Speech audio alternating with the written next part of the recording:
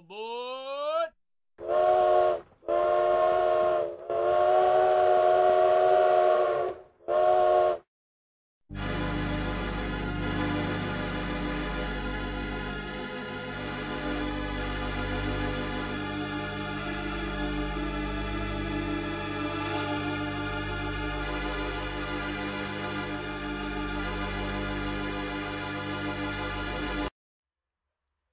You look strangely familiar. Yes. Aren't you the horror host guy, Bobby Gammonster? That's right, I am Bobby Gammonster of Monster Movie Night. Yes, as you can see, I have my cards out. I actually got these cards here. They're tarot cards of the sort, very large ones. I got them from an old friend of mine called Dr. Schreck.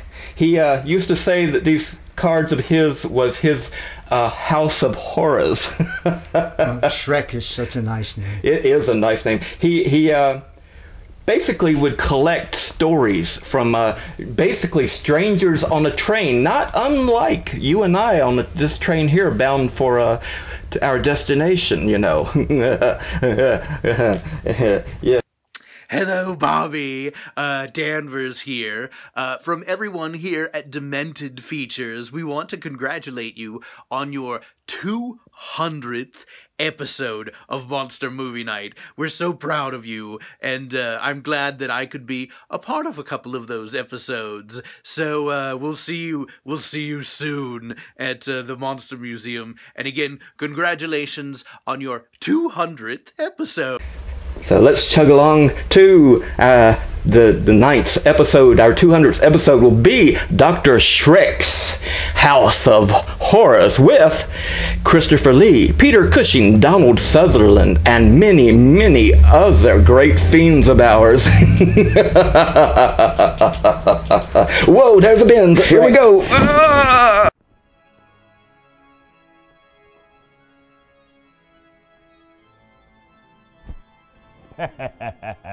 Hello, whatever you are, Dr. Paul here, congratulating Bobby Gammonster on his 200th episode of Monster Movie Night. And joining me for this special episode is Interest Us. I don't know if she'll get along with Bore Us, but Interest Us is really interested in watching tonight's movie.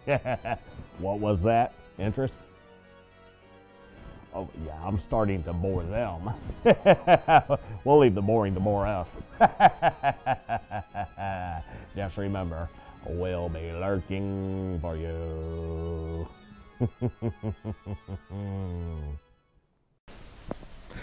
Good evening. I am your internet horror host and creepy-o curator of Monster Movie Night. I am welcoming you all to our 200th episode. Right, Boris? We're having a party, and it's a big blowout, and you and all of you and all my fiends out there are invited to come and have a wonderful time. I mean, it's as if you were on a train and had been delivered here to Gargoyle Manor, the Monster Museum, all one by one. And to mark the occasion and set the tone, I would like to bring out for your entertainment and viewing displeasure Dr. Schreck's House of Horrors. Starring Peter Cushing, Christopher Lee, and Donald Sutherland, just to name a few. Our first episode tonight is about, well, a story about werewolves. Right, my fiend? And who better to tell you this story than Dr. Schreck himself? So, everyone, grab your partners, grab a balloon, and grab your gostinis, and celebrate here with us Monster Movie Night, our 200th episode. Let's go to Dr. Schreck's House of Horrors. Hey Bobby, it's your old pal Slash. And myself and Dewey want to wish you and Boris congratulations on your 200th episode. What an achievement. It's been one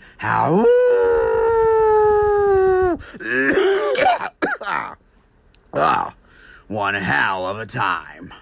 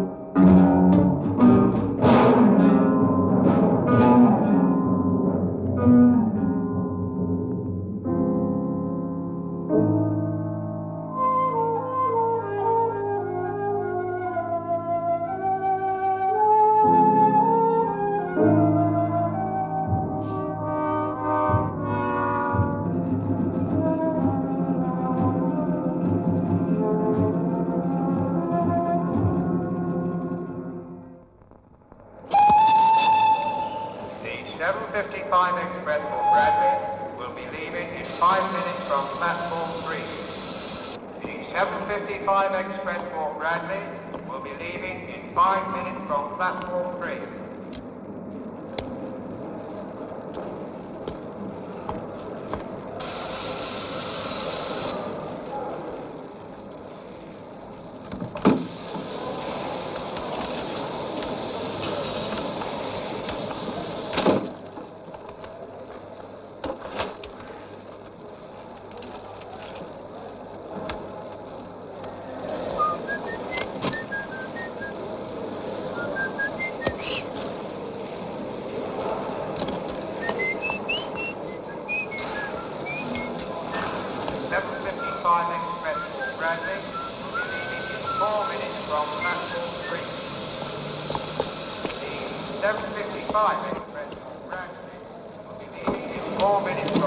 Excuse me.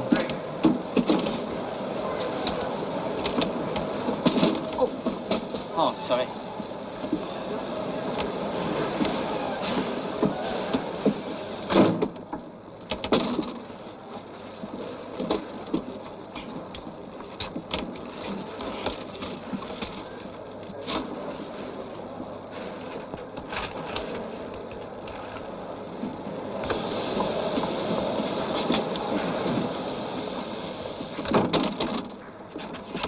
Sorry.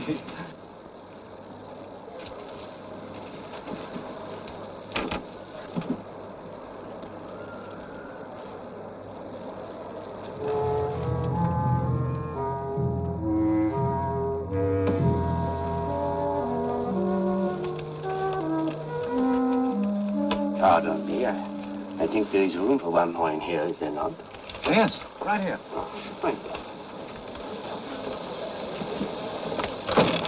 I'm so sorry to disturb you. No, that's all right. Thank you. Right. Thank you.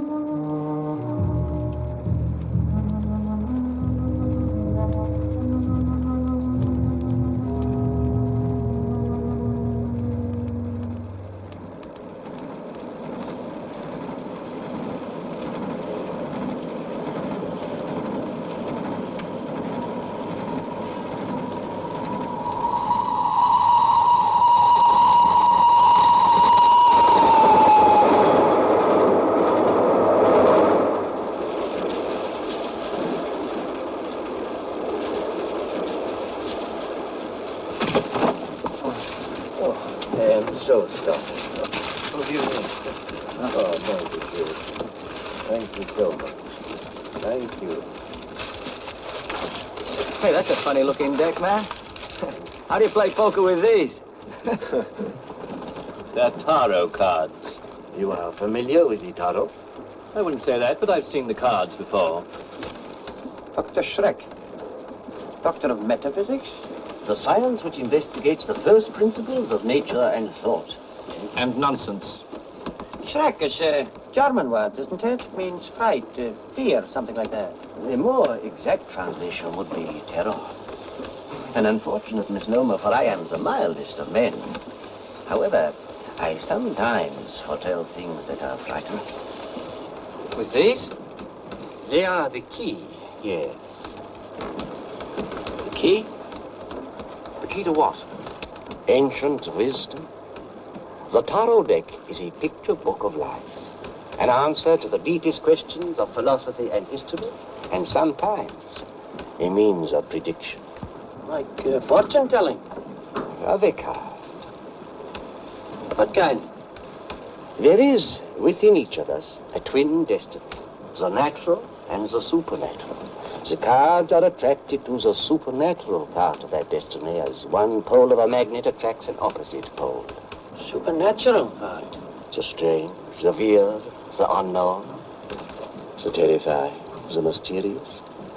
At one time or another during our lives, we may, any one of us, encounter it.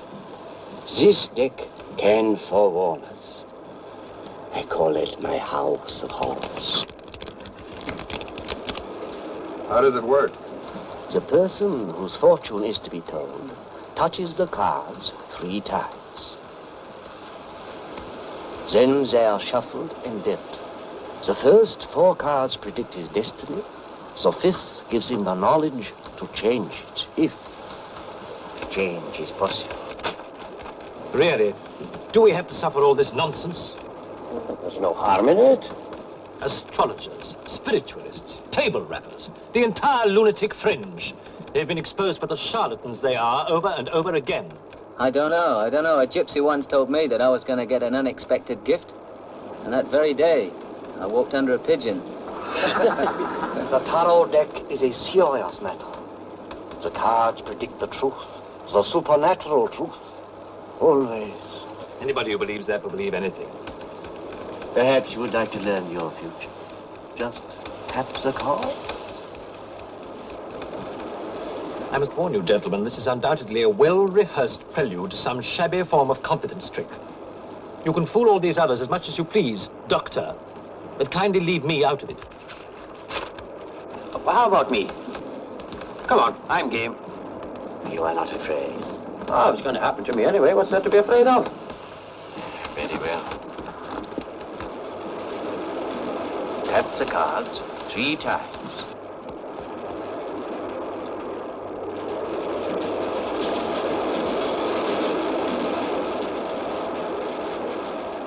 I do not manipulate them. I use my hands to manipulate themselves and to present your destiny.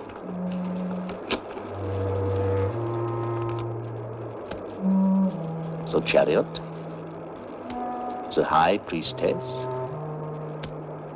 the Moon,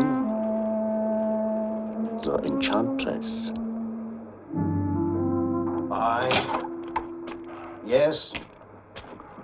Yes, you do that. I will. Goodbye. Oh, how they talk. Are you busy? Yeah, working on the Watterson project. No, there's no rush for that. This letter came this morning from that Biddulph woman you sold your house to. She wants to make some major structural alterations and seems to think that you are the only architect to deal with it.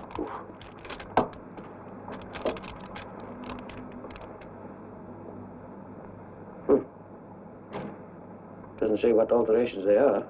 Does it matter? A lonely widow, rich, beautiful. You know, I'd be glad to spend a few days on that island with her myself.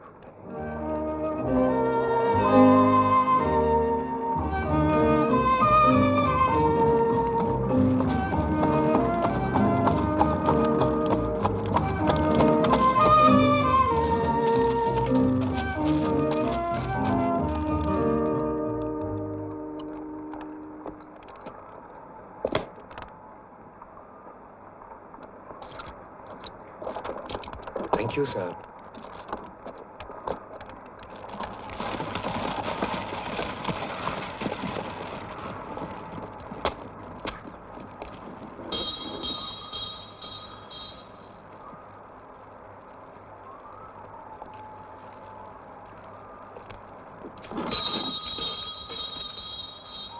Hey.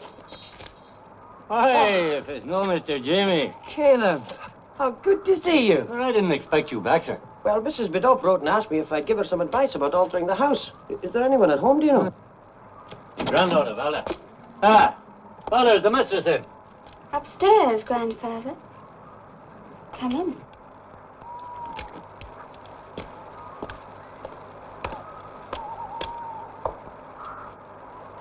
You were about this high the last time I saw you.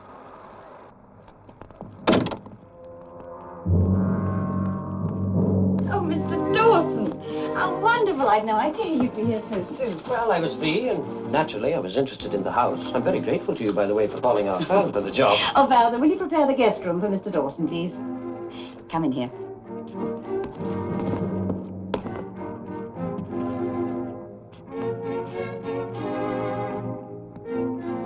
Doesn't seem to have changed very much. What exactly did you want done? Well, what I want principally is to have wall knocked down to make one large room. You know, like a ballroom. Well, that shouldn't be any problem, should it? No. No, I don't think so. But it's an old house. I'd want to examine it very carefully before I make up my mind. Well, I thought you'd know it better than anyone else. Yes, I should. My family lived here for centuries before I had to sell it. But still, I think I'd better look at the foundations and the walls and everything very carefully before we decide to make any radical changes. Well, I have to go down to the village for an hour or so. If there's anything you want, just ask Caleb or Valda.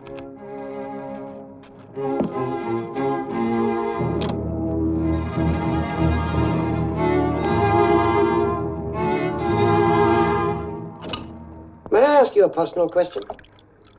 If it's not too personal. Why does a beautiful woman like yourself want to bury herself in the Hebrides? My husband was a very wonderful man. It took me a long time to get over his death. In fact, after the funeral, I had a sort of breakdown. The doctors decided that I needed complete rest and quiet. So I came here. Oh. And now, you've decided you want to rejoin the human race, eh? Why'd you say that? Well, you're having this room made into a ballroom. Oh, that's not for entertaining. You see, my husband was an archaeologist. He had a large collection of very valuable specimens from all over the world. I intend to turn this into a sort of museum to his memory. It's a beautiful house. And you're welcome to visit us anytime. Thank you. What was that? I didn't hear anything.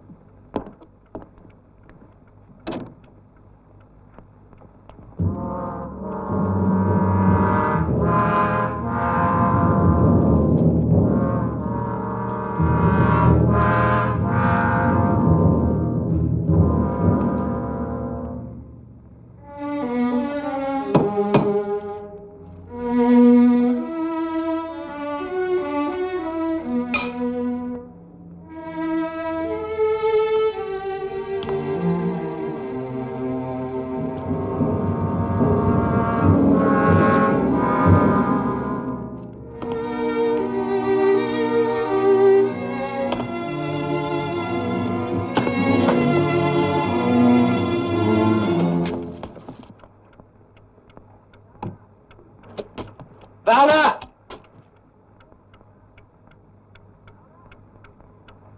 Valda! Yes, sir? Oh, I'm sorry to bother you, but do you know where the key to the cellar is? No, sir, I don't. Well, would you be good enough to ask your grandfather if he knows? Yes, sir.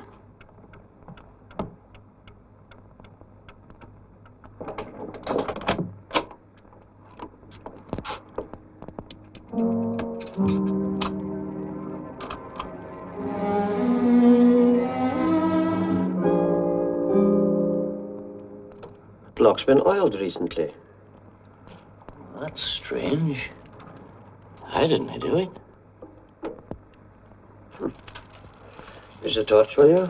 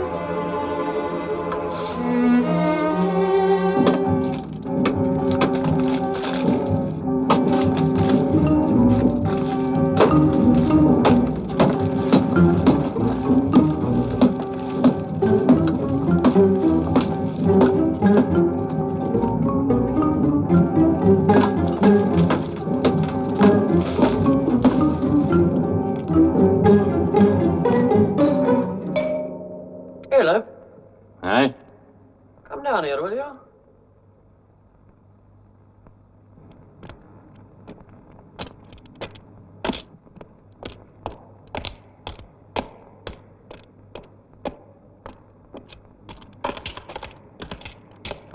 Caleb, do you know what this is?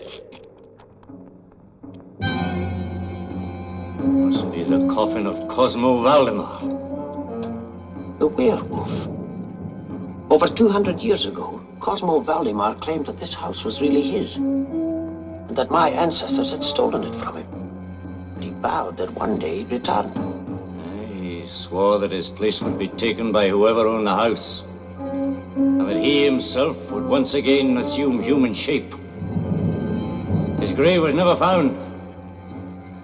It was here, in the walls of the cellar, for all this time. Not all this time. This plaster is new. I'm going to find out what's in that coffin. Come on, give me a hand.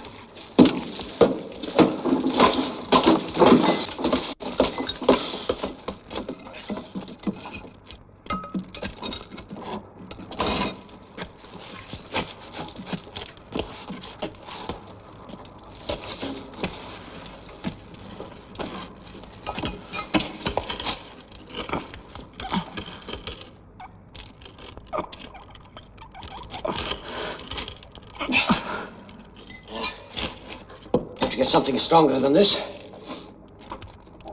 Come on.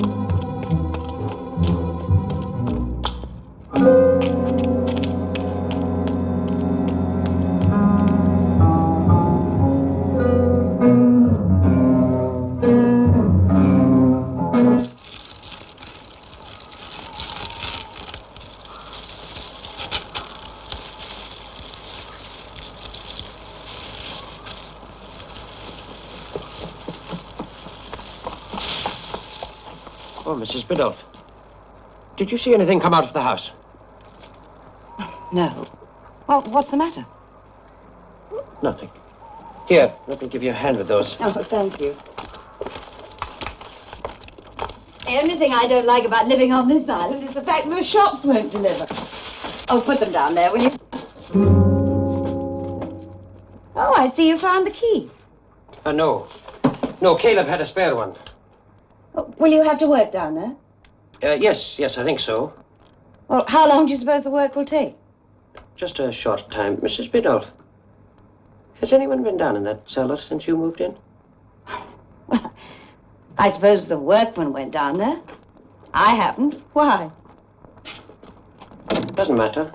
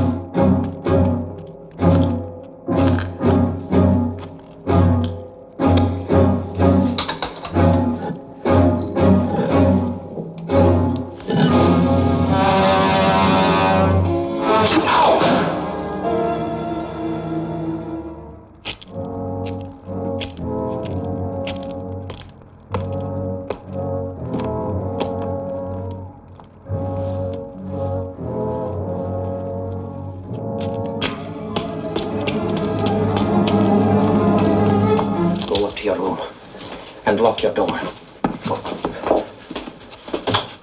Caleb, what did the legend say?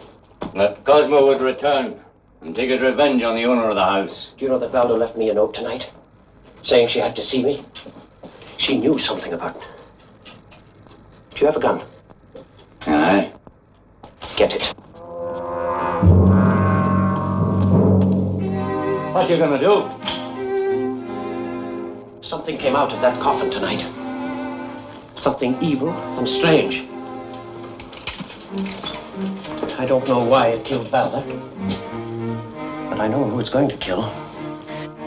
My great-grandfather had this made out of the silver sword that killed Cosmo. It's hung in the house ever since to protect it. I'm going to melt it down and make bullets.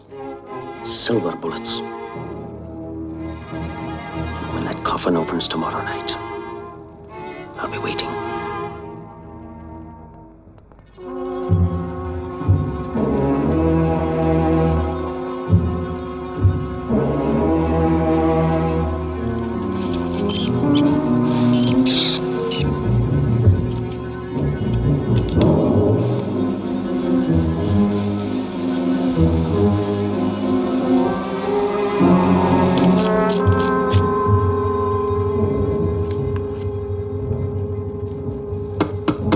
Come in.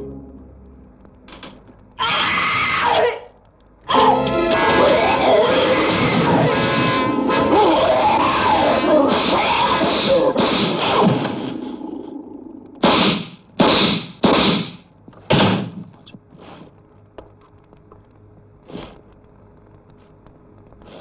don't understand it. The legend says the only way to kill a werewolf is with a bullet made from a silver crucifix. I had 6. You mean These.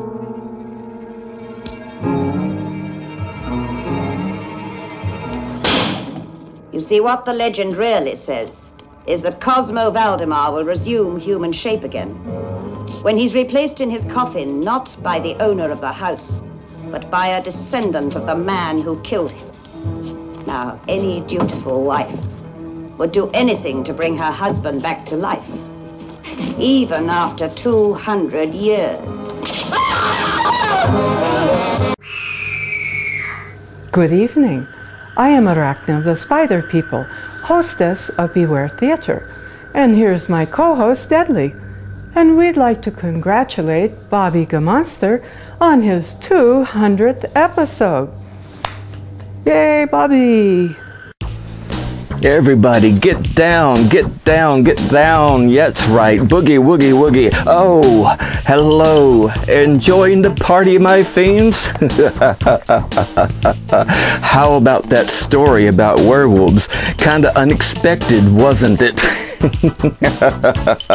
Well, our next little tale of terrors and woes is about, well, a vine, a creeping vine that is, and it's much like the vines and the plants here at Gargoyle Manor, right, Boris? You have to be able to feed them just right. In fact, can you get that for me, Boris? Can you get it? Oh, yes, very cool. In fact, yes, you have our little planty poos who just love finger food. Here you go, darling. Easy, easy, easy. Watch my little digits, would you? That's right. Eat them up and grow big and strong like your cousins did in this next tale of creepy, crawly vines. Let's go to it right now and let's keep the party going. Hey, Boris, keep the party going. That's right. Boogie, woogie, oogie, woogie, doogie, woo. And this is Uncle Gomez from Shrieking Double Features, here to congratulate Bobby Gammonster, Boris T. Buzzard, and everyone else there. Happy anniversary and congratulations on 200 episodes. I guess I've got a lot of work to do before I catch up, huh? Congratulations again, Bobby, and let's try for 200 more. You trying to tell me that's going to happen to me? Where are you going now? Bradley. And then? To the island of Unger, in the Hebrides. Turn the 5th card.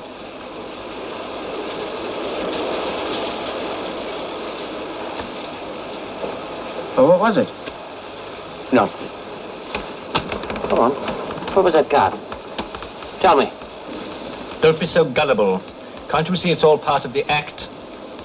What act, Mr. Marsh? Is your name Marsh? Don't be misled by his knowing that. There's no magic about it, I assure you. Yeah, but how did he know? Maybe it's on the baggage. There's no mystery about it, gentlemen. Most informed people have heard of Franklin Marsh, art critic. Confidence tricksters make a point of being familiar with people in the news. Well, I've never heard of you. Dr. Schreck, I'd like to try those cards. If you don't mind. Very well.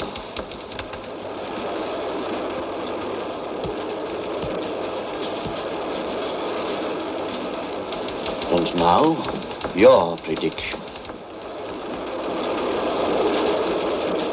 You are going on holiday soon. Hello?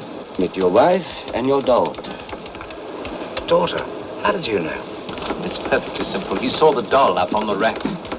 And a dog. That's right. You'll see them all when we get to Bradley. They're meeting me at the station. When you return from holiday, and when you return,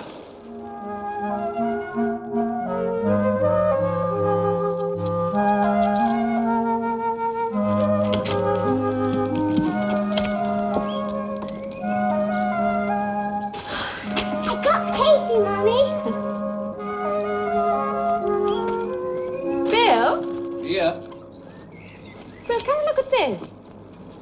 Hmm?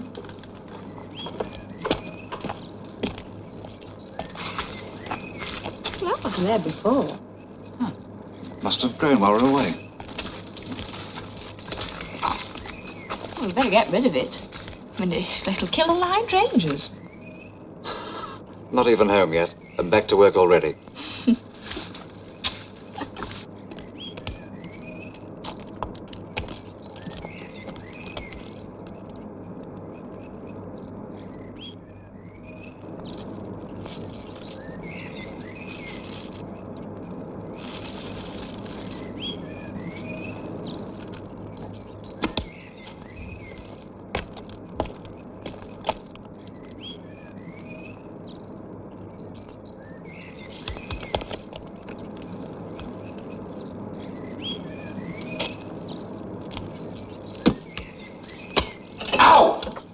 What is it?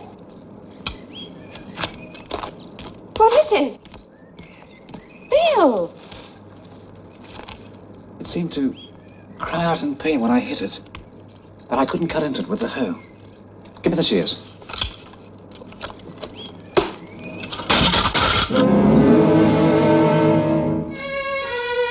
I could almost swear that lion pushed those shears out of my hands. Have you ever seen anything like this before, Jerry? No, it's new to me. You said this vine seemed actually to resist cutting. Well, I'm pretty good at handling garden tools. I don't think those shears slipped. You think you could put me up for a few days? Sure. Easier to find out what this is all about on the spot rather than peering through a microscope here at the ministry. Yeah, true.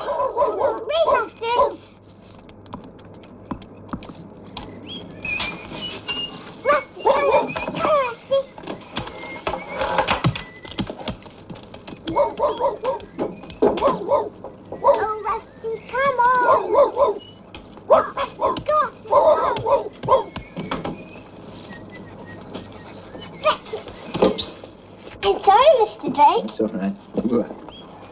Go after this one, Rusty. Come on, Rusty. Come on, race after it.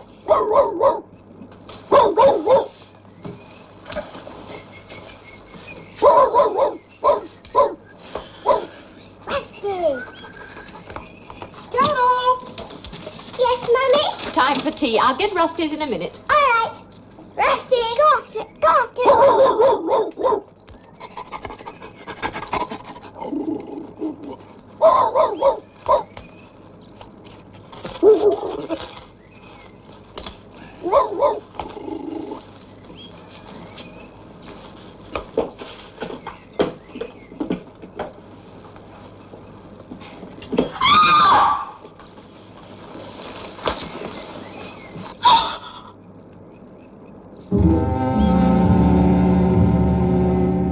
Dog strangled by a vine. I can hardly believe it. A plant that protects itself? It's impossible. Well, that's what I thought at first, but have a look at this. Now, well, these are the main groups of plants whose existence we already know. First, plants without root, stems, or leaves, bacteria, and lichens, fungi. Now, after that, mosses, a slightly higher form, with neither roots nor vascular tissue. Third, ferns, which have roots and vascular tissue, but no flowers. Fourth, flowering plants. Now, they have roots, stems, leaves, vascular tissue, and flowers to help spread their seeds. Finally, in just 1 second, there we are. What we call the insectivorous plants, the borderline between the plant and animal kingdoms. Plants which are not dependent entirely on soil and sunlight for their food, but which sometimes eat live insects.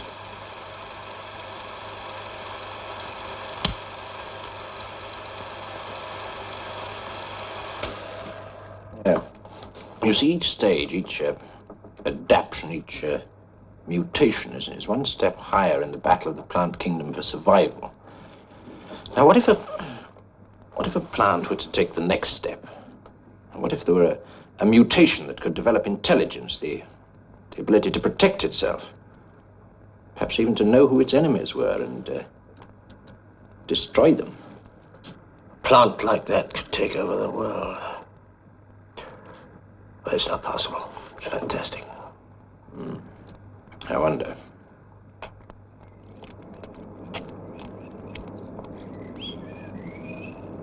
Lunch will be ready in a few moments. Oh, yes, well, I'm really awfully busy at the moment. Do you mind if I skip lunch today? You've got to eat something. I'll get you some coffee and sandwiches. Oh, thank you.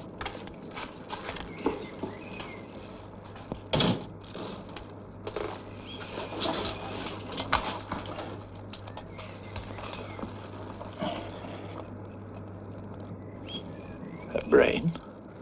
I was right.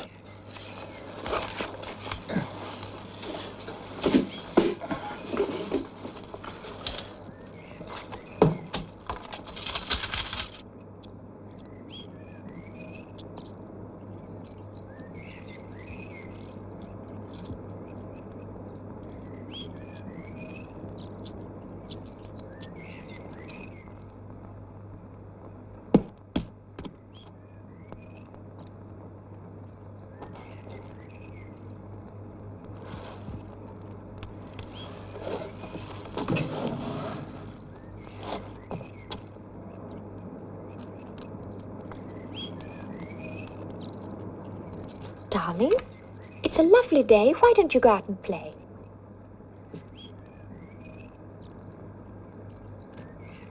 It isn't any fun without Rusty.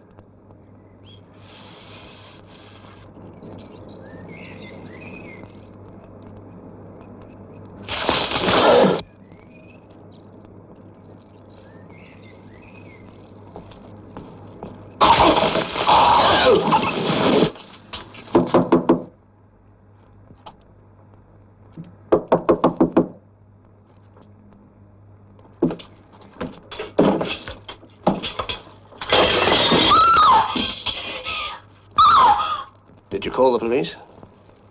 We didn't know what to do. We thought we'd better call you first. He was alone in the room. Yes, all the time.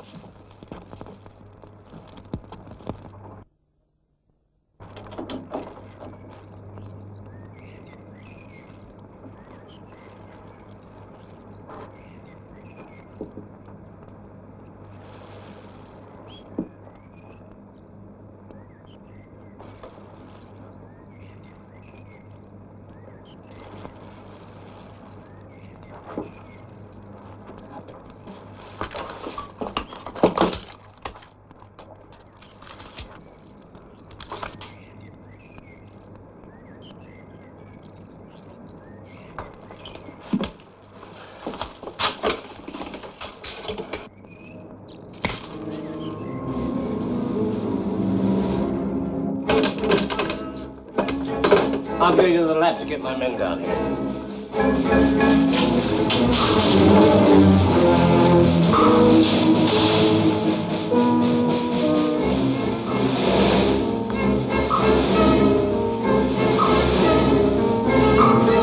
Carol!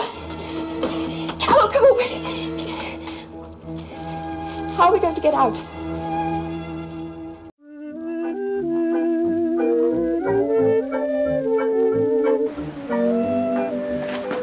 131, 132, 33, 134. Dave, what are you doing? 135. Oh, hi, Mike. 136. I'm doing 200 steps. You're doing 200 steps? Right. 139. Why? You know what time it is? Yeah, it's 8. That's right. It's 8. 8, right. All right. 9, 10. Dave, why are you doing this? Oh, well, Mike, this is Bobby Gammonster's 200th show. That's right, 200 shows Bobby's done. We've got about half that many. He's awesome, and I'm not going to miss this show for anything. Oh, I'm not going to miss it either. I'm going to be there just as soon as I get my 200 steps in. I'm doing 200 steps in honor of Bobby's show. Well, that's great. I'm doing 200 as well. Oh, you want to borrow my stool? I got at least 200 chips in here. I'm going to eat them while I watch the show. Good luck with yours. 200 chips? I need a better agent. Hey, Mike! Do you remember what number I was on? 8. Oh yeah. 8, 9.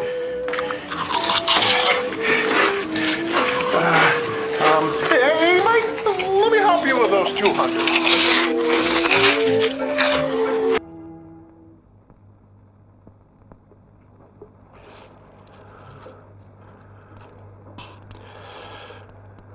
There must be some way of destroying this.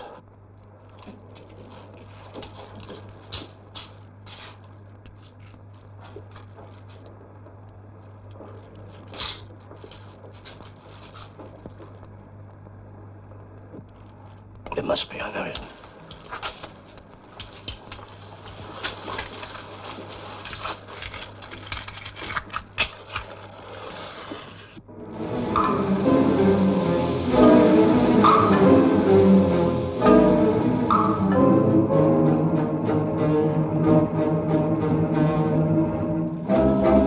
Get some newspapers.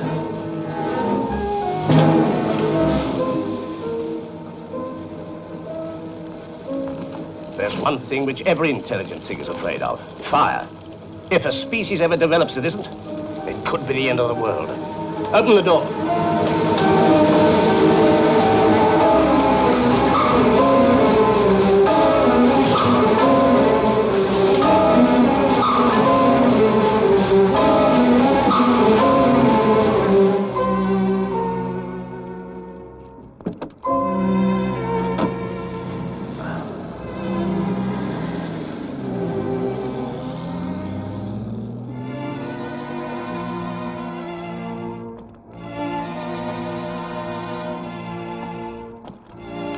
It'll be all right now.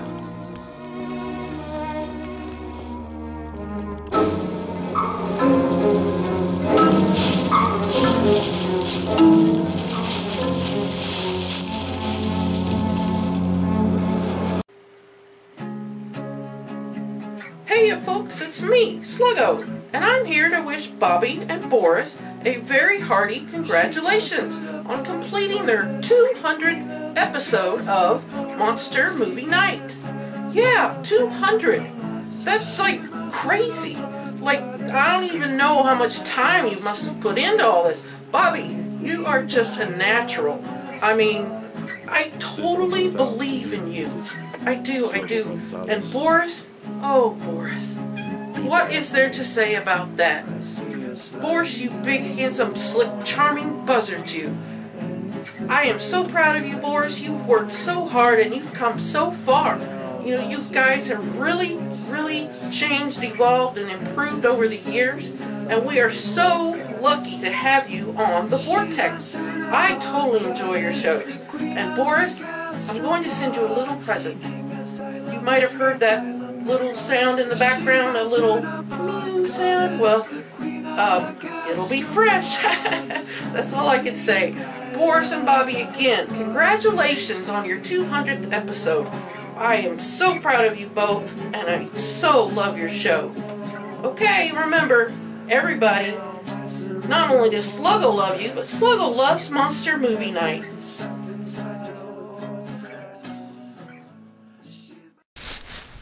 You know, Lou, that's right. You know, voodoo is a very special art. It's almost lost, but there's a new resurgence in it. Oh, hello, everyone. Interesting story so far, right? How about that voodoo that you do so well? Thought I'd bring out the old voodoo doll and let it do a little jig and dance here at the our 200th episode. I mean, we've had so many wonderful films over the years, 10 seasons worth, 200 of them with starring the likes of Vincent Price, Bela Lugosi, Boris Karloff, Peter Cushing, Denham Elliott, Joan Collins, Ingrid Pitt, and it just goes on and on and on, and hopefully we'll keep on going on and on and on as long as we have these wonderful little critters around the place, voodoo dolls, that is, right, Boris? I mean, you can just take that and maybe, you know, stick a pin here and there and keep the audience guessing and coming back for more.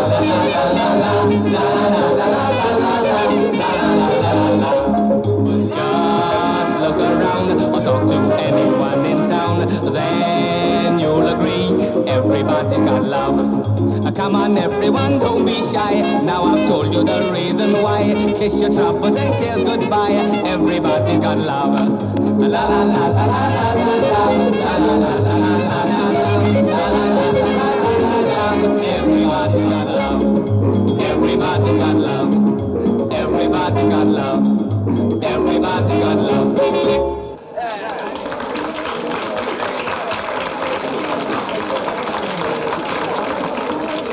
Hi, I'm Sammy Coyne. You must be my replacement. Yeah, that's right. This is Alan. Tommy. Hey, I dig that calypso music, man. It's good, sung by a real West Indian. West Indian? You must be joking. I came out the East End. The first music I heard was Bow Bells. Yeah. How come you're here, then? Well, you got an agent. I got an agent. For 10%, he'd book me in Little Rock. Cigarettes, please. Yeah, sure. I think I'm old enough to smoke.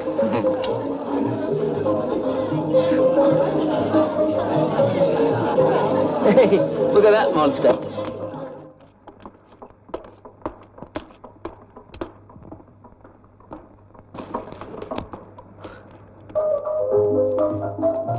What did I do? That monster is the voodoo goddamn Bala. And voodoo is the one thing you don't mess around with here. Look around.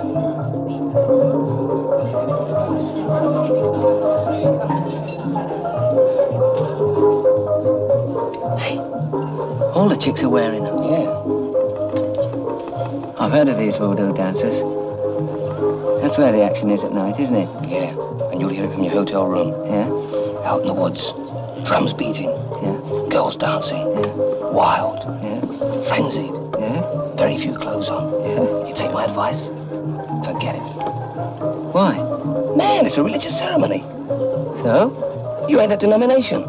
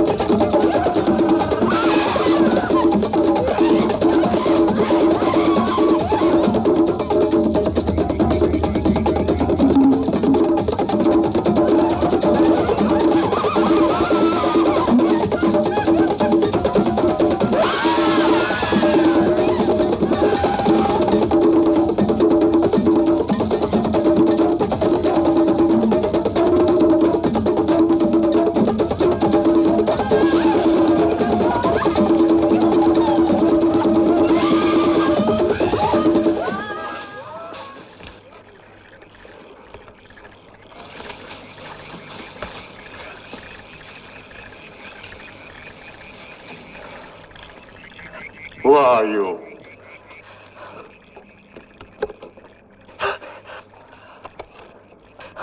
Bailey.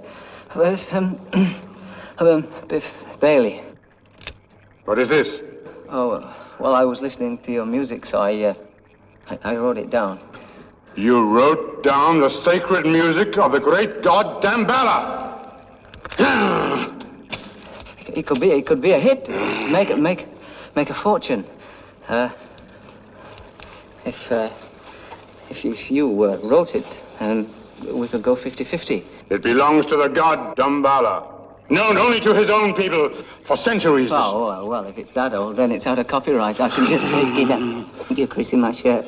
The god Damballa is a jealous god. If you steal from him, he will be revenged. Wherever you are, he will be revenged. Do not steal from the god Damballa.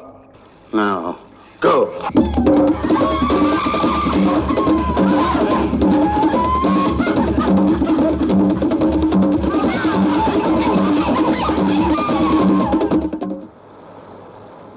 Now, when we get back to London, I'm gonna make a whole routine around that voodoo number. Biff, man, you be careful. That voodoo, Don't be silly. It's dangerous, man. What can a voodoo god do to me?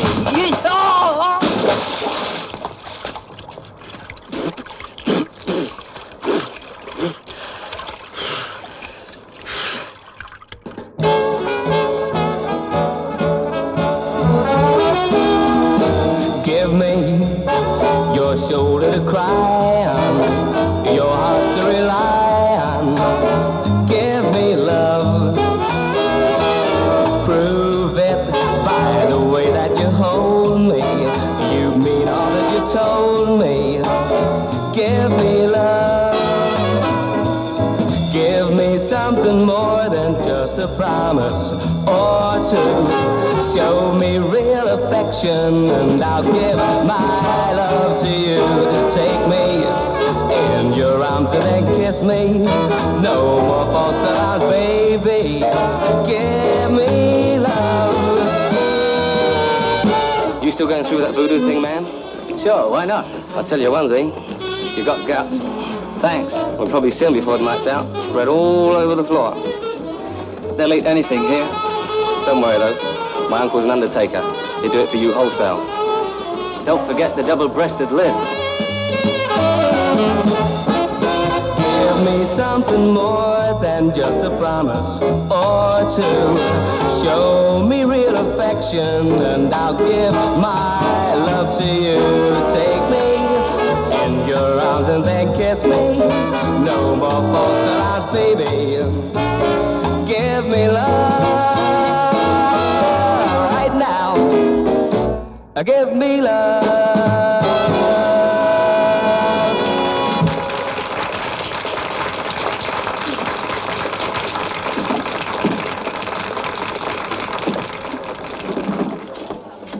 During his recent trip to the West Indies, Biff Bailey heard an ancient voodoo tune. Here it is, in his own special arrangement.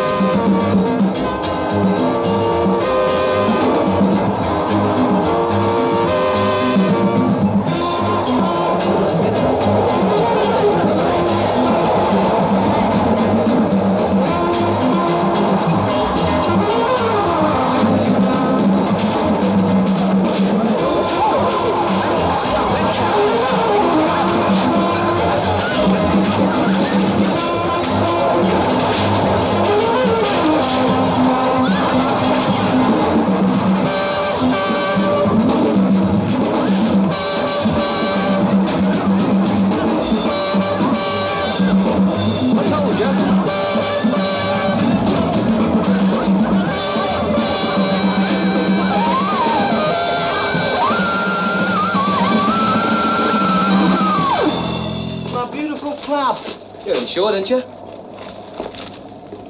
Yeah. I could have the whole place redone. Moroccan. Oh, Mac. You go playing around with voodoo. What are you doing? I'm going to change this arrangement, actually. It wasn't too good in the middle, so I think I'll take it home. Take it home? After what happened here? What happened here? Who do you think sent that wind? Kenny Ball? That was voodoo, man. I'd burn that music fast. Look, you're not still believing in this voodoo stuff, are you? No, man. But I pay the percentages. I wouldn't take that home. Not after what happened here tonight. No? I'll see you. Well, more work for my uncle.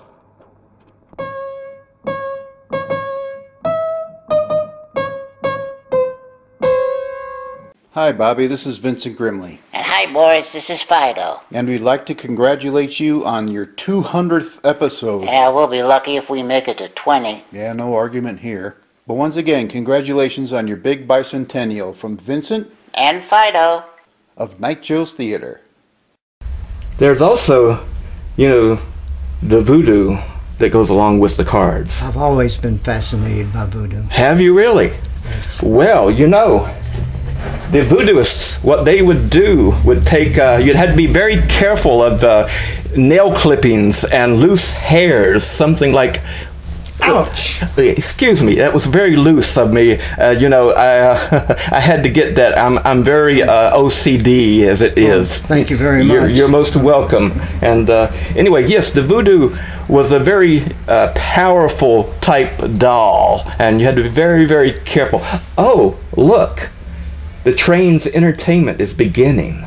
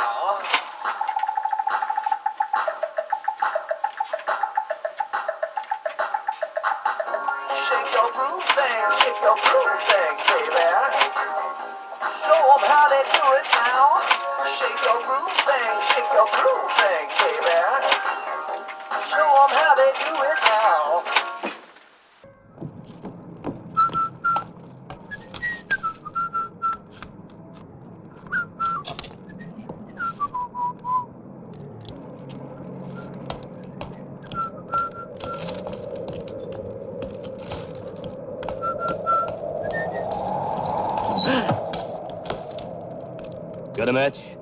Oh, yeah, sure. Here, you keep them. Thanks.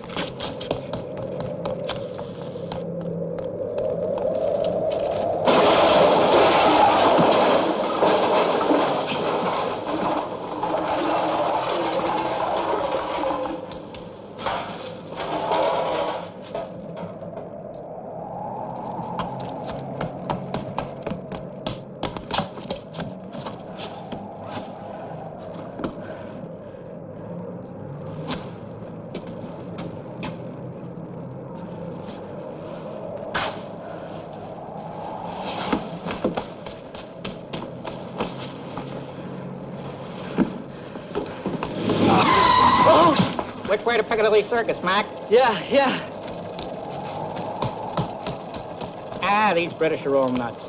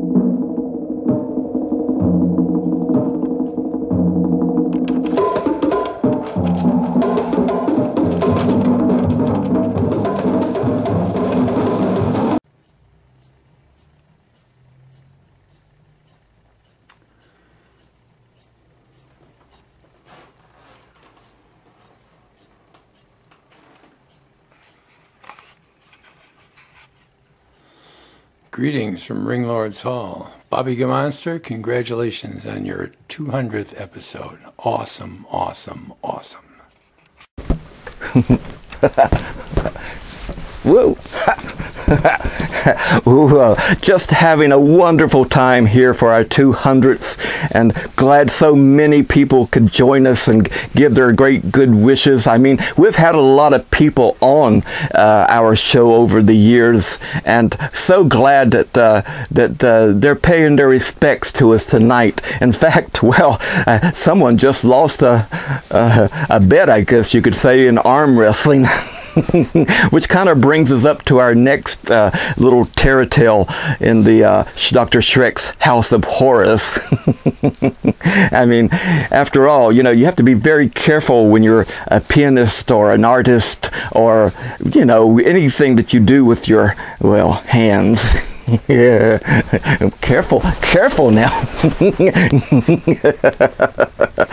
You don't get so crazy here tonight. I know we've all had a few gostinis and we've been dancing, well, all night long, and we've been, well, doing the balloons, right, Louie? Right, Lou?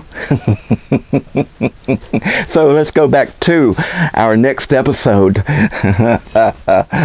Dismembered hands, limbs that it were. Let's all wave and go back to it now.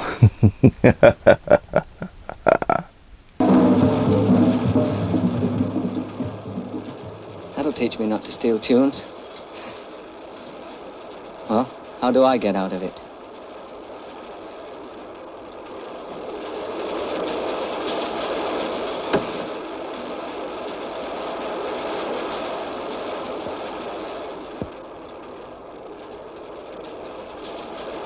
Ours was the same.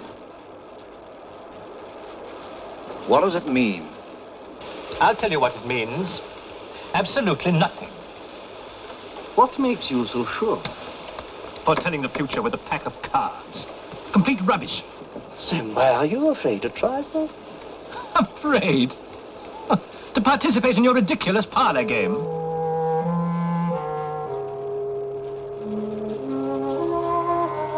Very well. Very well. Shuffle your cards. Foretell my destiny.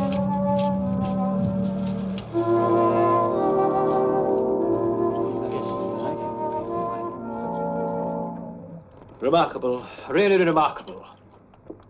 Well, I don't think there's very much more that we can say about that particular atrocity. Dear.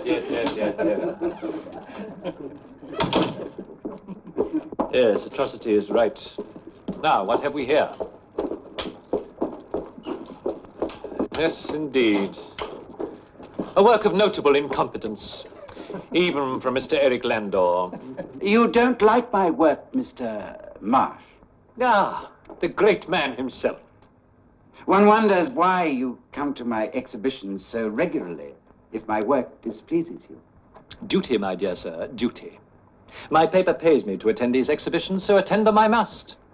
Whether the artist in question is a genius or a charlatan. And you consider yourself competent to judge? I don't feel my reputation as a critic has ever been called in doubt. In that case, I wonder why you never give me advice on how to improve my work. My dear sir, the only advice that I could possibly offer you would be give up. A harsh thing to say to a man who's been painting all his life. With some measure of success. Success? If we are discussing money, pray let us not delay you any longer. I was under the impression we were discussing art. Take this masterpiece, for example. Just what is it supposed to say? It is merely a series of splodges of paint applied without any creativity whatsoever. What is it supposed to mean? Oh, nothing specific.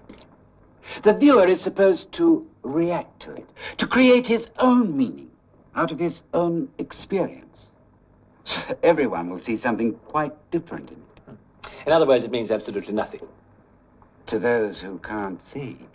But I can see, Mr. Landor. I can see very well when there's something worth seeing. I live by my vision, Mr. Landor. Mr. Marsh, we have a canvas in from a young artist we're thinking of exhibiting shortly. I wonder if you'd mind telling us what you think of his work. Well, it's highly irregular. Oh, please. Well, very well. Just this once. Thank you. Ah, now, this is quite a different matter. Quite a different matter indeed. Clearly the work of a creative artist of considerable promise. Notice the wide sweep of color, the balance, the brushwork, together with a certain denial of the accepted standards, the mock critical humor of the entire composition. You could learn a great deal about painting from this artist, Mr. Landor. Then I should very much like to meet him. Would that be possible? He's here now, as a matter of fact. Indeed.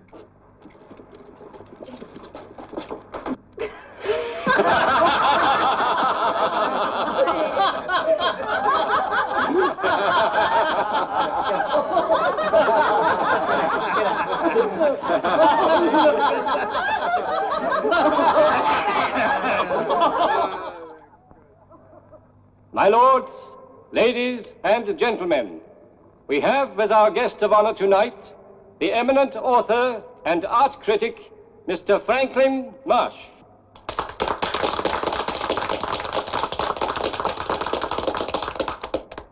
My lords, ladies, and gentlemen, I am extremely honored to have been asked to address this fine organization, which has done so much to foster an interest in the arts. The world of art today, the world of art today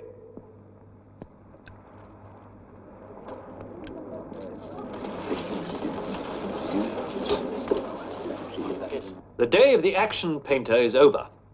Soon art will regain its sanity and return to the fundamental representational principles of... You were saying, Mr. Marsh. I must crave your indulgence. I have a pressing appointment. Oh, he's so fascinating on this subject.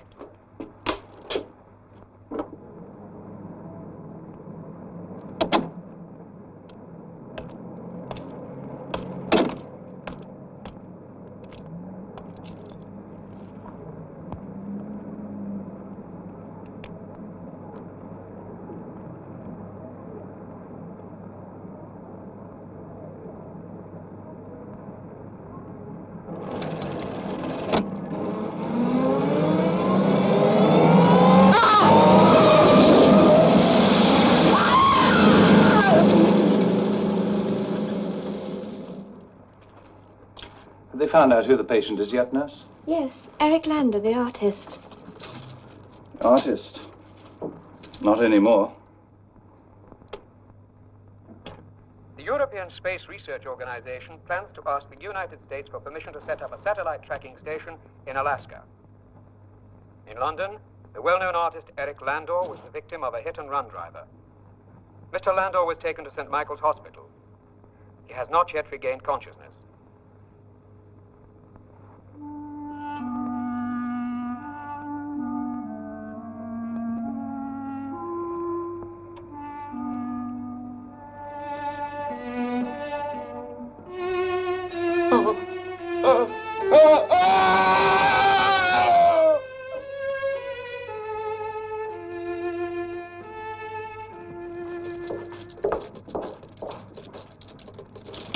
Frank? Oh, what's the matter? Why so jumpy? Words don't seem to be coming very easily today. Well, what you need is a drink. What? No, no, thank you very much. I've got to get home.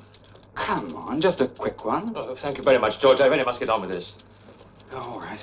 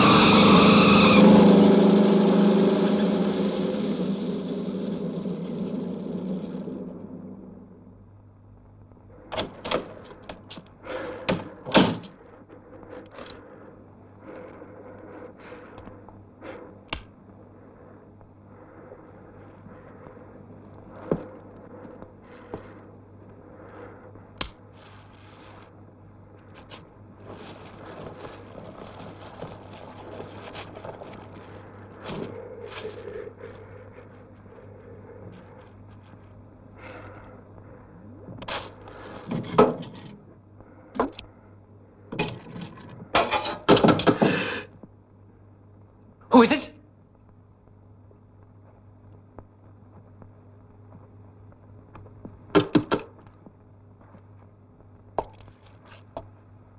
Who is it?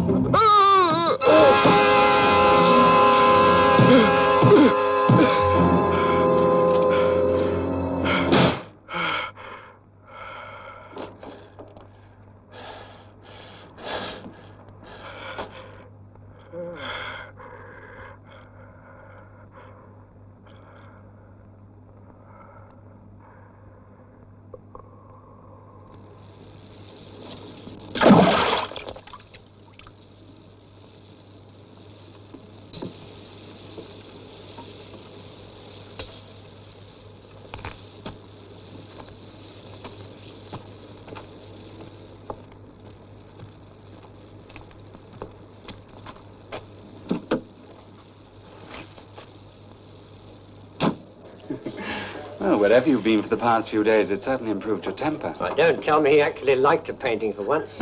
Well, I had a slight problem, but everything's all right now. Oh, well, that calls for a celebration. What are you going to have? No. Drinks are on me. Miss, please. The same again, Lily, please. I heard you calling around, Frank. You know, that's too good to miss. Yes. Yes, please have anything you want. Anything at all. Oh, thank you. Thank you very much.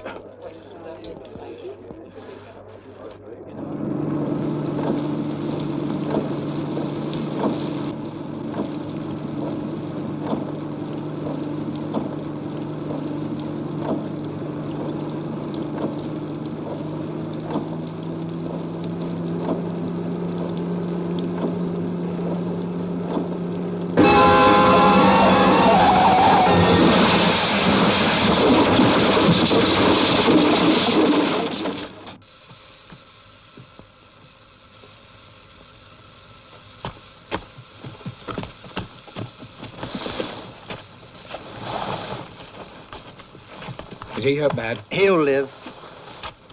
Yeah. But he'll be blind for the rest of his life, poor guy. Still, there's lots of things a blind man can do. Man host here,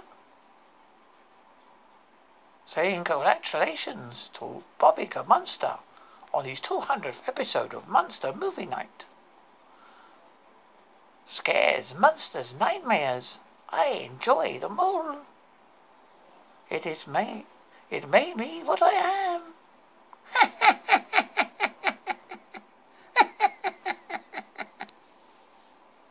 You know, my dear, it's all in the mixture of a Gostini. It's there's a little bit of well, this and a little bit of that, right, Boris? You know how to fix them so well, and a little bit of, well, oh, negative doesn't hurt. Well, hello everyone, and enjoying the party so far, as we all are. I mean, we've seen werewolves and creeping vines and voodoo and dismembered hands. You know, my good fiend here, our ghoul friend is well, our friend to all my family, my wife and all included. We're all good ghoul friends, right, my dear? Anyway, our next story is about, well, vampires, as it were, and it's a very interesting tale. Don't you? Let's go and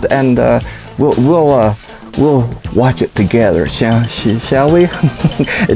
Yes, my dear. You know that Bram Stoker was, well, he was something else.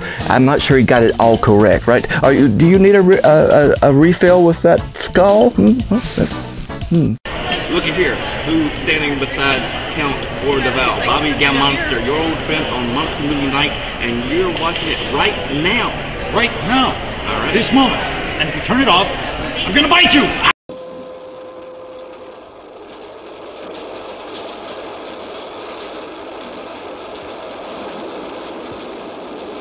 A very pretty story. Thank you. It is not always a story.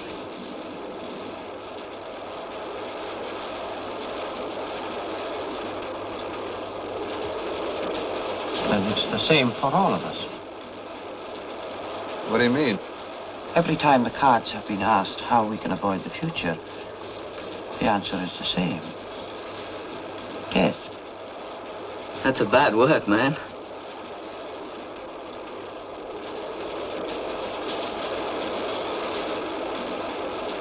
Well, let's see what the cards have to say about me.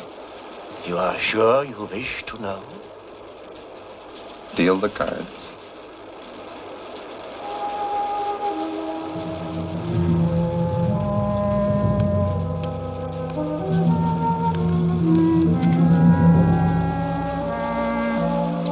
The Empress, the Hermit, the Star, the Lovers.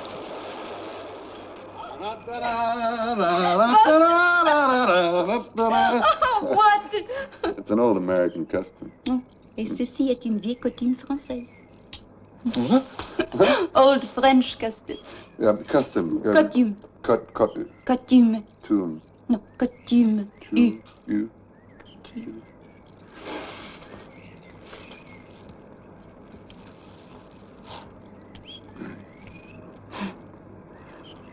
Welcome to Pemberton. Prettiest little town in New England. I hope it likes me. Honey, it could not help it like you. You know, I was worried about coming with you to America. You're going to get on just fine. Are you hungry? I'll go see if there's something in the kitchen to eat. You go on and get acquainted with the house, okay?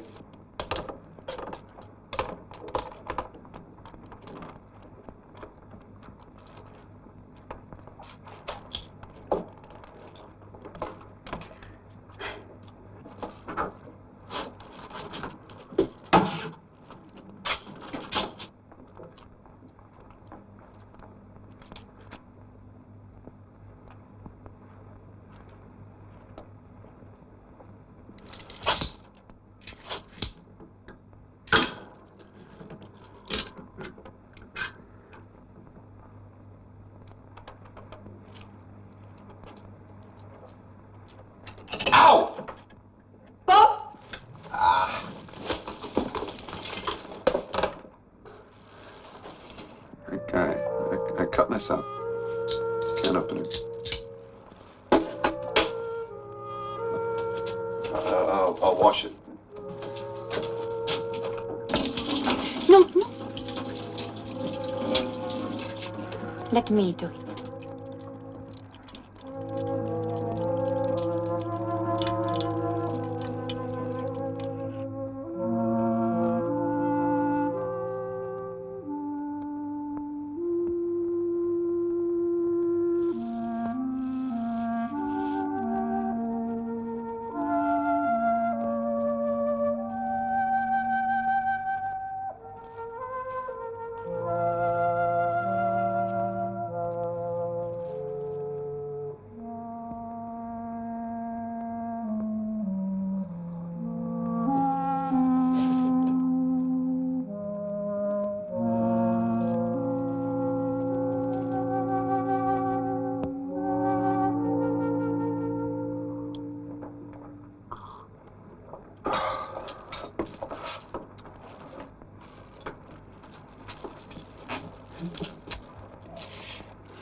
Okay, you can have the car. Dr. Blake's going to come pick me up anyway. Who is Dr. Blake? Dr. Blake? Dr. Blake is the only other doctor in town, and we work at the clinic together, and he's going to... That'll be him now. Come on, honey, I know he wants to meet you. Hi. Hi, good morning. Good morning. Doctor, this is my wife, Nicole, Dr. Blake. Oh, glad to know you. I hope you like our first city. I'm sure I will. If there's anything I can do for you, don't hesitate to tell me. Thank you. All set? It's been nice meeting you. Bye, honey. And drive carefully, eh? I will. Bye.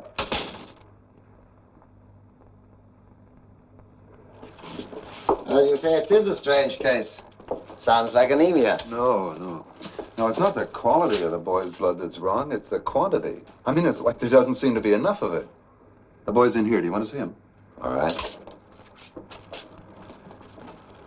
Johnny, this is Dr. Blake. Hi there, Johnny. Good morning. Good morning, Doctor. Dr. Blake would just like to have a look at you, okay? Well, now, Johnny been eating his food? Yes. Getting enough sleep? Fresh air? Well, he always sleeps with his window open. Well, let's have a look.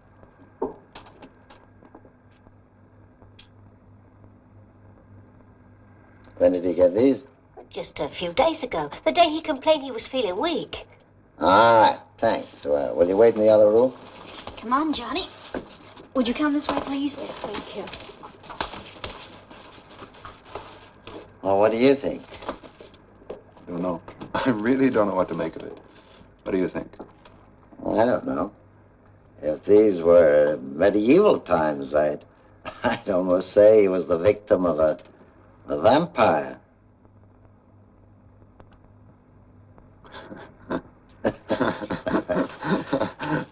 A vampire? Yeah, that's what Dr. Blake said. Can you imagine? In this day and age, he took some blood samples from the boy, though, and we should know by tomorrow morning what it really is. How will he know? Well, we run some tests on it in the laboratory tonight, and we'll... Yes, laboratory in the clinic. No. No, he's got a workshop on top of the old Finch building. He works there at night sometimes.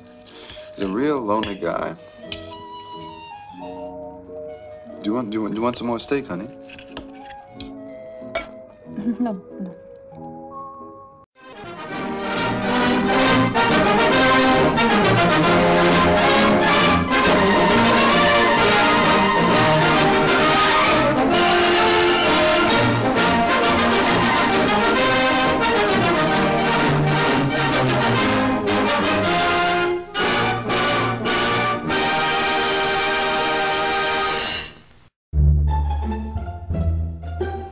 Hello, kiddies. I figured I'd take a break from working my fingers to the bone on the Monster Channel to help celebrate and commemorate 200 incredible episodes of Monster Movie Night starring my friend Bobby Gammonster. And 200 episodes, 200 quality episodes, mind you, that's quite a feat in the horror host world.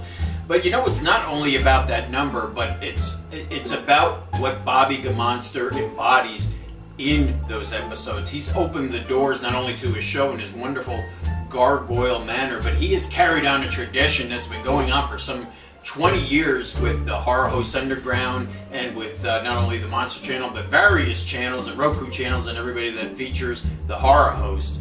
He's really embraced the community and he's really carried on that tradition, and that's what speaks a lot to me about those episodes. And he even had Jacqueline and I on an episode of his show, which we're really honored to be a part of, and we're really honored to be a part of his history with his show. So I just want to say congratulations to you, Bobby, and of course to Boris the Buzzard on 200. I love saying that. 200 amazing episodes of Monster Movie Night, and here's to the next 200. Hey.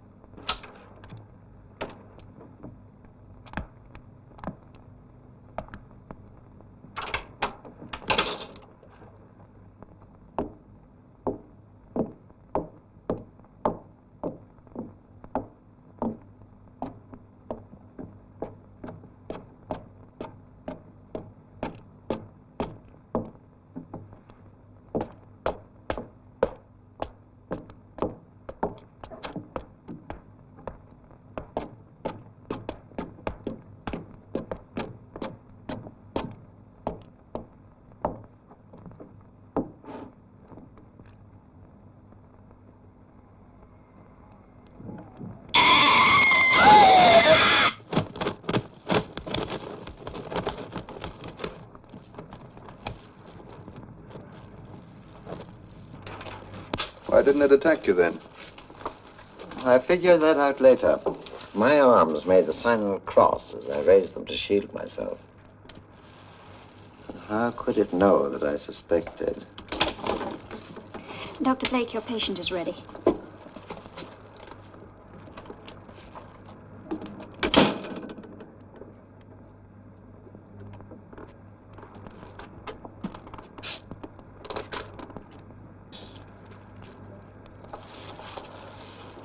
Did he sleep with his window open last night?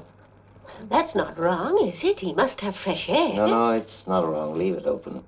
It's only that tonight I want to be there in case anything happens.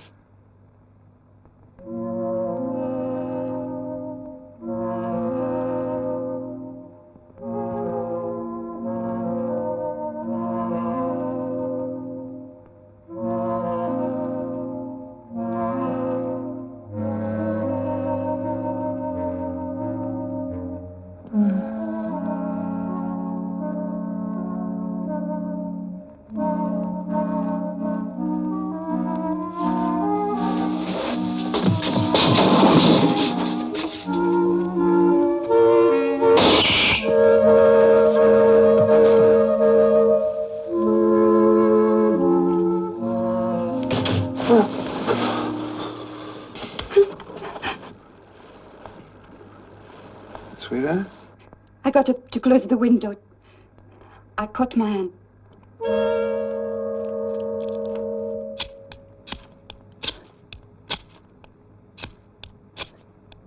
Nicole is my wife.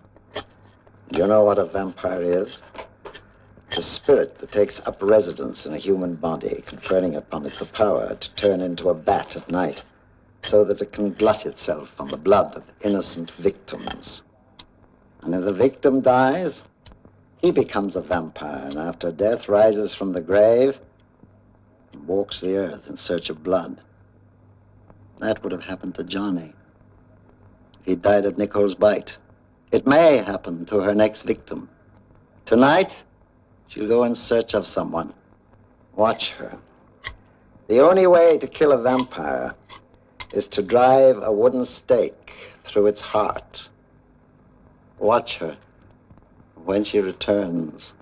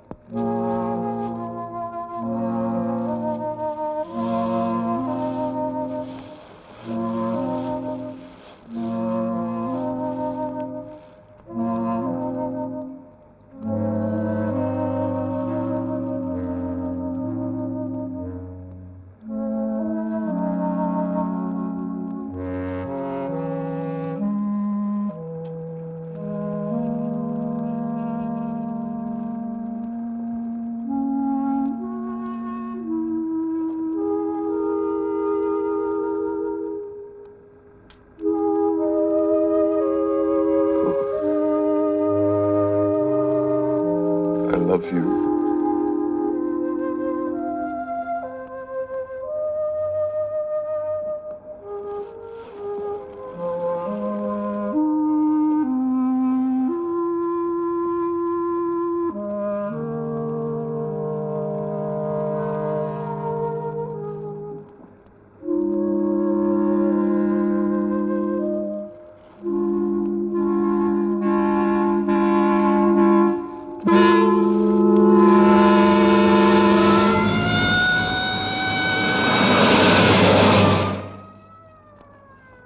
a vampire?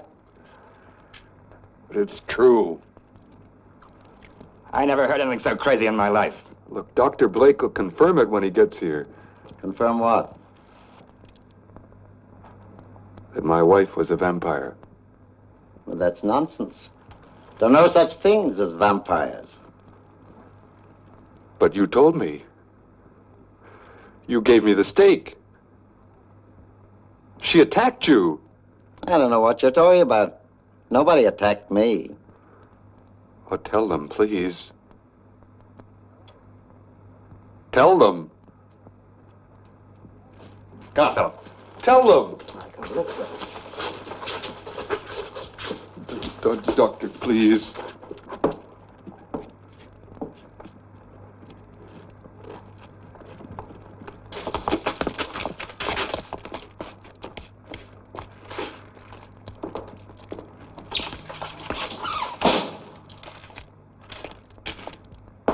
give you a lift, Doctor. No, no, thanks. I won't. Okay.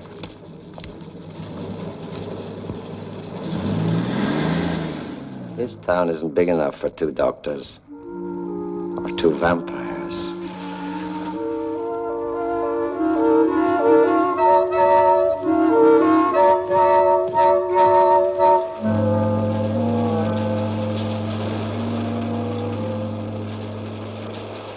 Nicole. You know someone by that name? I met her on the continent. I was thinking.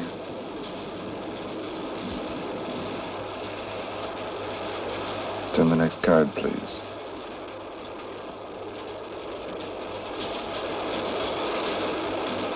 Aye.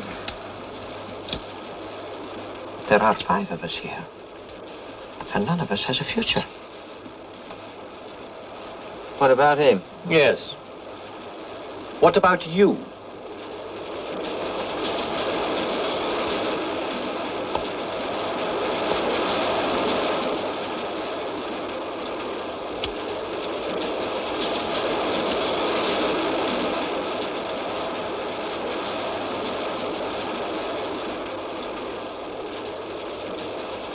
All of us? We are all together in this carriage, and none of us has a future. It's this train. It's gonna crash. What are you doing? I'm going to pull the communication cord. Don't be such a fool. It's the one way you might cause an accident. Sit down. We can't all just sit here and wait. Why have you done this? What do you want? Who are you? If you're not gazed.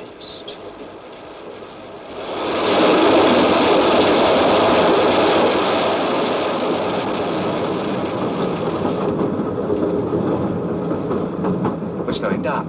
Is it Bradley? Can you see a sign? Dunno. Well, where else could it be? We've reached the end of our journey. No accidents. So much for Dr. Terror.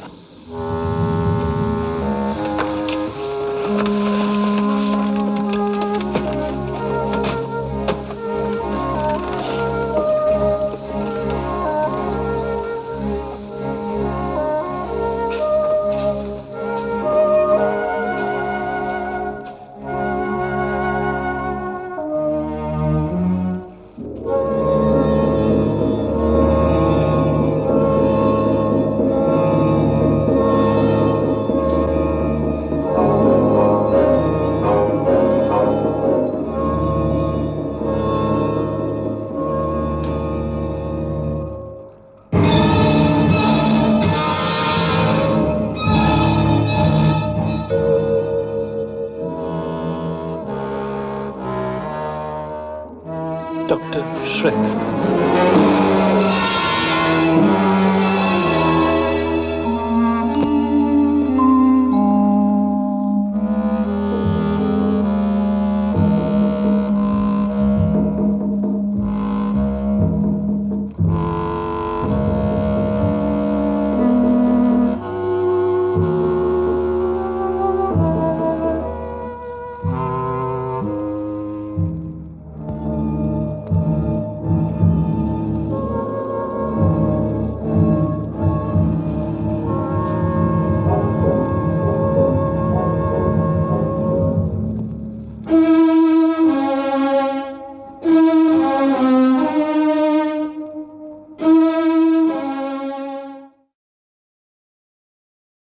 Well, I hope you enjoyed Bobby Gammonster's 200th episode as much as I did. By golly, it was just out of this world. How about you, Spedra? Did you enjoy the movie? I don't know, Dr. Paul. I didn't see much of it. I was too busy watching Boris. He's so cute. Cute? A buzzard cute? You know, if the two of you got together, you'd have a spuzzard. Congratulations, Bobby Gammonster. This is Dr. Paul Bearer, and I'll be lurking for you. Boris and I would like to thank you all for coming tonight, our good horror host fiends and fans, and our friends here at the museum, and you who have stayed true and blue, and sometimes black and blue, as it were, coming back episode after episode after episode, season after season, to get up to this wonderful, momentous 200th episode of Monster Movie Night. We're so proud and thankful that you have enjoyed us and sit up to all manners of the night, or watched us during the day if you're a little bit more afraid. Either way, how you do it, we don't care, as long as you do it with us here at Monster Movie Night. Right, my fiends? Right, Boris? And we do hope you enjoyed tonight's feature that had, I thought, a little bit of everything that we here at the Monster Movie Night project and want to live up to. All the monsters and all the wonderful horror stories and tales. And we like to pledge to you, dear ones, that we will keep on striving to find wonderful classics, and sometimes not so classic, but still wonderful, wonderful films to turn the lights out with, to get so scared with a partner or a friend. Right, Boris? Anyway, thank you for making this 200th episode so wonderful and so scary. And we do hope to see you again and again and again. Until then, keep screaming. Well, thank you for telling me about your 200th episode, and it's been a pleasure. Oh, yes, the pleasure is mine. But please, why don't you come up to Gargoyle Manor, the Monster Museum, with me today? Well, I would like to, but it's late. I have an appointment. Well, you know, I really can't take no for an answer. In fact, you are under my control now. Huh? Yes. He's under my control with the voodoo doll. I feel rather strange. Yes. Shh. Now, won't you be under my control and watch Monster Movie Night? Not only this 200th episode, but all other episodes coming on. Because you will watch it forever. Let's go to Monster Museum, eh?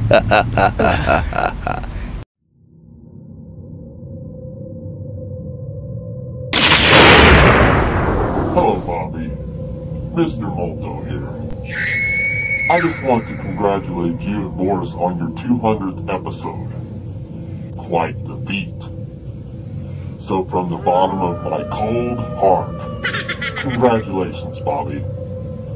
And as you say, until next time, keep screaming.